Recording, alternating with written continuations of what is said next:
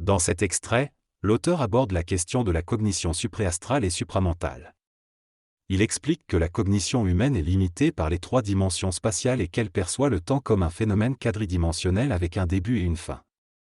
Cependant, il remet en question cette perception et affirme que le temps n'existe que dans la conscience limitée des 3 dimensions.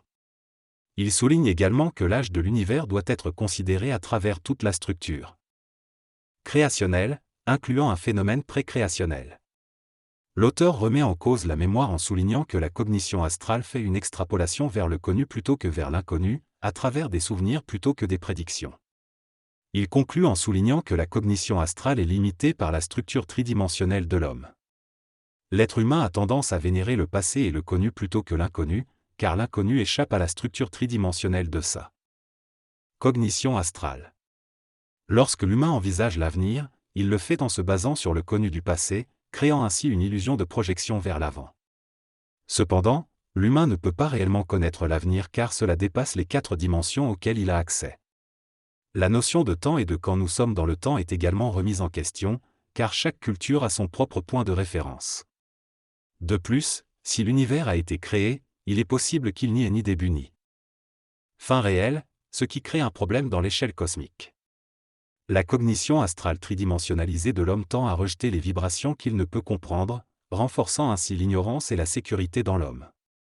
L'existence de l'univers et de l'homme soulève des questions complexes sur le commencement et la fin.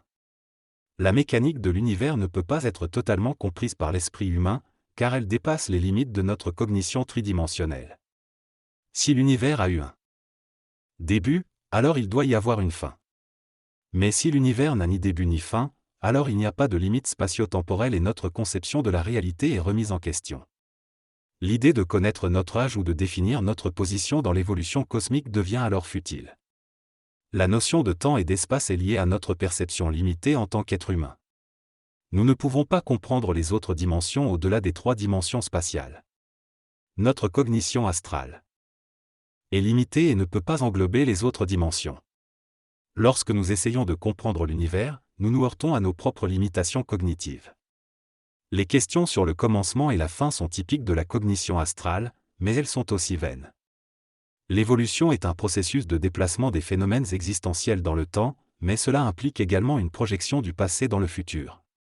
La question de quand sommes-nous devient donc sans réponse, car il n'existe pas de référentiel absolu dans notre compréhension limitée de l'univers.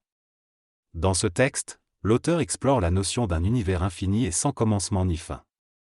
Il remet en question la capacité de l'être humain à comprendre cette réalité en se basant sur sa cognition astrale tridimensionnée. Il souligne que les concepts de où et de quand, qui sont essentiels à notre compréhension du monde, ne peuvent pas s'appliquer à cette réalité infinie. L'auteur suggère que notre incapacité à comprendre cela entraîne une souffrance et une limitation dans notre évolution. Il affirme que les phénomènes cosmiques et universels ne peuvent pas être compris à travers notre perception tridimensionnelle du temps et de l'espace. En conclusion, l'auteur souligne la nécessité d'adopter une mentalité différente pour aborder cette réalité infinie et échapper aux limitations de notre cognition tridimensionnelle. Cet extrait aborde le concept de cognition astrale et supramentale, en utilisant la métaphore d'un moteur diesel, représentant la cognition astrale, et d'un moteur à essence, représentant la cognition supramentale. L'auteur explique que la plupart des questions posées à partir de la cognition astrale ne peuvent pas être répondues supramentalement car elles sont mal posées. L'auteur souligne également qu'il évite de se poser 2 questions importantes, quand et où sommes-nous. Il ne croit pas en leur importance et ne souhaite pas se comparer aux autres.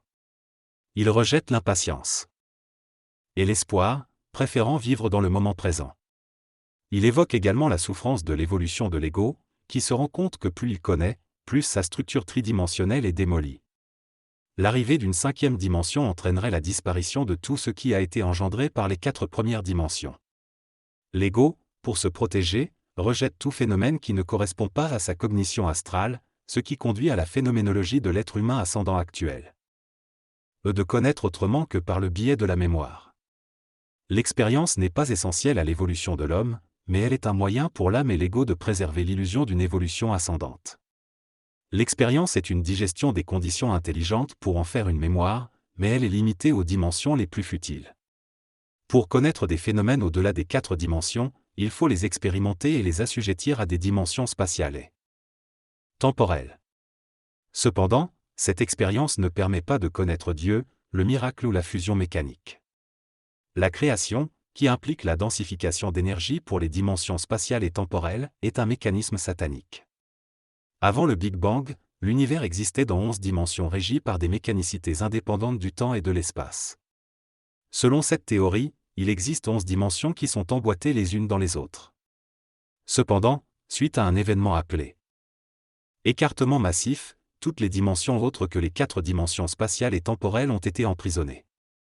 La vie, les émotions et la pensée trouvent leur origine dans ces dimensions imprégnées dans le monde quadridimensionnel que nous connaissons. L'homme, en accumulant de l'énergie, peut entrer en contact avec ces autres dimensions et ainsi développer une intelligence et une évolution supérieure. Cependant, il est limité par les 4 dimensions auxquelles il est confiné. Pour atteindre la libération, l'homme doit parvenir à vivre et à comprendre les 11 dimensions. L'évolution de la matière et du temps dépend de cette compréhension.